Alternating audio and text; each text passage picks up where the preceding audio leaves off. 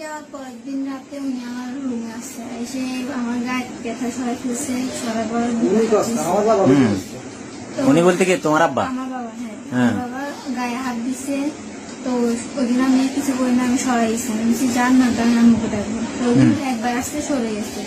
চলে যাওয়ার পরে সকালবেলা যে আম্মুকে বলবো ওই সুযোগ ছিল না। আমি মুখ দিতে গেছি, আমার স্বপ্নে এই পাখিটি চলে গেছে ডাক্তারের কাছে, লক্ষ্মীপুর ডাক্তারের কাছে চলে আসছে। তো ওই দিন আমি সকালবেলা চিলাচিলি করছি, যদি আপনি এরকম আর কিছু করেন আপনি এরকম করবেন না, আমি এরকম কিছু করবো না। তারপরে আমি বলছি যদি আপনি এরকম কিছু করেন আমি সবাইকে বলে দেবো। আমাকে অনেক বারবার বোঝাচ্ছে যে তুই এটা মেনে নে, আর উনি যেটা করতে চাচ্ছে সেটা আমি মেনে নিতাম। আর আমি যেন এই কথাটা কাউকে না বলি, উনি আর আমি যেন আর কেউ যেন না জানে। আমি না, আপনি যদি আপনি আর কিছু না করেন তাহলে আমি কাউকে কিছু বলবো না। যদি আপনার পরে আবার কিছু করতে দেন তাকে আমি সবাইকে বলে দেবো। তখন আমার হাতে পানি ধরছে না, তো যা লাগে যত কিছু লাগে, যত দামি জিনিসে লাগে তুই আমাকে বলিস। তারপর আমাকে বলছিল মোবাইল কিনে দিবে, তাও দেন আমি উনির সাথে এই কাজটা করি। আমি না, আমার কিছু লাগবে না, আমি এখান থেকে চলে যাবো, আমার কিছু লাগবে না। আচ্ছা এইসব করে গেল। তারপরে শুধু ঘরে রাখতেছে, শুধু উনির রুমে রাখতেছে। আমি ঘরের বাইরে বসে আছি, উনির রুমে রাখতেছে। তো সন্ধ্যা হলো, সন্ধ্যা হওয়ার পরে খাই দেয়, আমরা শুয়েছি। শোয়ার পরে উনি আমার বাপে আমার রুমে 3 বার গেছে। কয়টার দিকে গেছে? একটা এরকম পরপর 3 বার গেছে। প্রথমবার গেছে, প্রথমবার যাওয়ার পর আমার ক্যাথা সরাইছে, তখন আমি টের পাই নাই।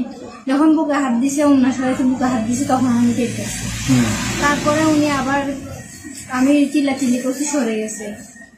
সরে যাওয়ার পর উনি আবার আসছে, এসে আমার প্যান্টের রশি খুলে ফেলছে। খুলে যখন ফাঁক করে ফেলছে তখন আমি টের পাই গেছি। ঘুমেছিলাম, টের পাইছি। যখন ফাঁক করছে তখন আমি টের পাইছি। এরপর আমি আপনি আবার আসছেন কেন, আমি এখনই বাইরে হয়ে সবাইকে চিল্লাবো।